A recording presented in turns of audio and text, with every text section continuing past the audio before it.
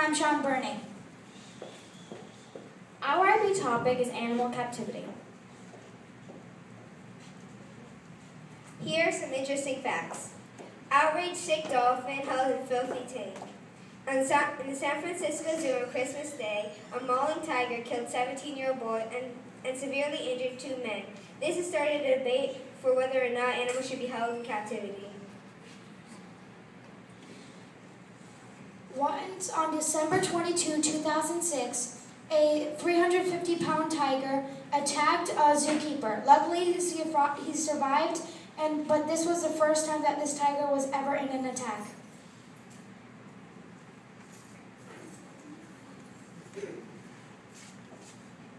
What are different types of animal captivity? How are animals affected by captivity? How does animal captivity affect our lives? Our central idea is, how do animals impact our lives? after discussing our central idea, we decided on our topic. Using the key concepts, we developed some questions to help us learn more about our topic. Our first key concept question is, what do animals in captivity go through, and how are they affected? When an animal is in captivity, it means their lives are in someone else's hands. Some things they can go through are malnutrition, dehydration, starvation, and loneliness. They can go through these things based on what their owner or caretaker does for them. For example, if they give them enough food, water, company, and nutrition.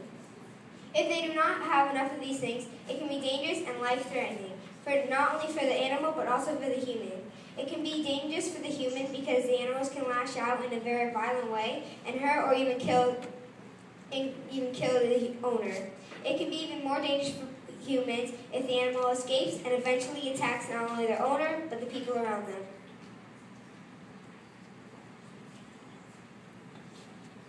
How is animal captivity changing over time? Animal captivity is changing because people are becoming more and more aware of how these animals are suffering, and they're trying to help these animals by making their habitats more suitable, making their cages bigger and making their area larger for them to play in. Why is animal captivity the way it is? Animal captivity is the way it is because some animals can't live in the habitat there is. Some animals have to be taken out of their habitat, for example, oil spills. When an oil spill happens, an animal has to be taken out of their habitat and get cleaned and then be put back. When they're taken out, that is an example of animal captivity. Also deforestation, the trees are cut down and the animals lose their nest and leaves and everything they need to survive. Also floods, some animals are meant to be in water and drowned. How do people capture animals? People capture animals with wire cable leg snares, immobilization darts, helicopters, and motor vehicles. Most people use immobilization darts because it's a type of anesthesia, so it puts the animals in a sleep mode. So the animals can't move or attack the people trying to capture it. What is our responsibility? What is our responsibility for animals in captivity? Our responsibility is to make sure that all animals in captivity have all the supplies needed to survive, such as food, water, shelter, healthcare, and also toys to stimulate an active environment. We need to make sure that animals in captivity have all the supplies needed to survive, because they have helped us, and we need to help them back. Reflection. How do we know animals are being cared for properly? Well, we could tell if they're being cared for properly by seeing how they behave in the zoo. For example, if they start pacing or try to sleep their days away, those are signs that they're not being cared for properly, and then they could get sick and eventually die. For example, another example is, say for example you're in the wild, an animal would probably jump at you if it was cared for properly.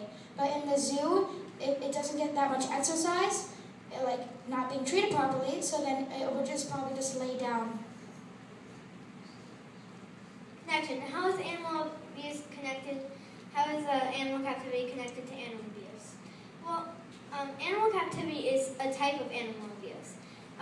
Because animal captivity can be done in the right way and the wrong way.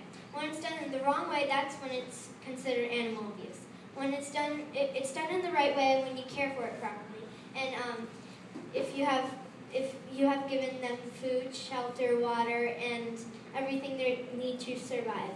When it's done in the wrong way, which is animal abuse, then they won't have their vital resources, and usually they don't have a stimulating environment to keep them occupied.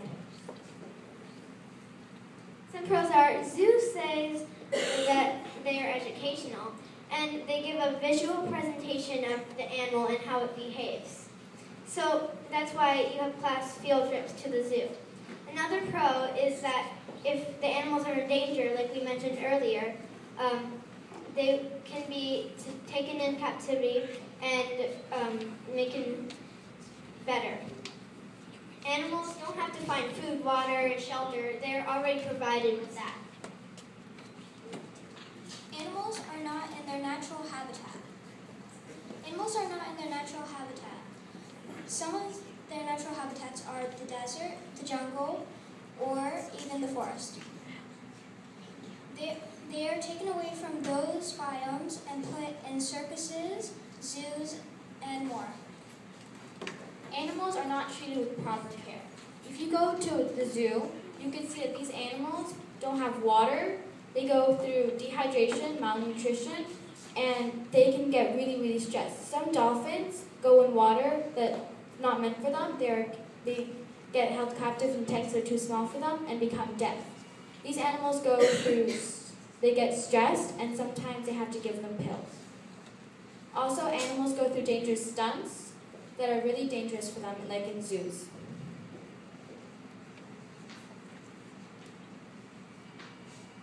This is a bibliography of all the websites we use for our information.